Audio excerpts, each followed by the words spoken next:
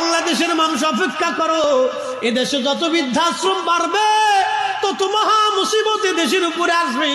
বেশি লাগবে না, মাত্র 2 মিনিটের একটা ঝাঁকুনি দিবে।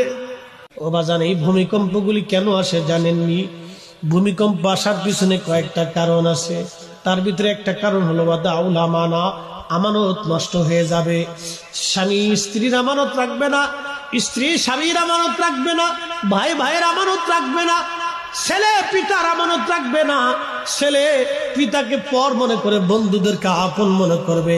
ওয়াক্কা উম্মাহু, নবীজি বলেন সন্তান মাকে কষ্ট দিবে, মাকে লাথি মারবে, মাকে ধাক্কা দিবে, মাকে গালি দিবে, মাকে খাবার দিবে না, বাবাকে খাবার দিবে না, বাবাকে জুদা করে দিবে, মাকে আলাদা করে দিবে।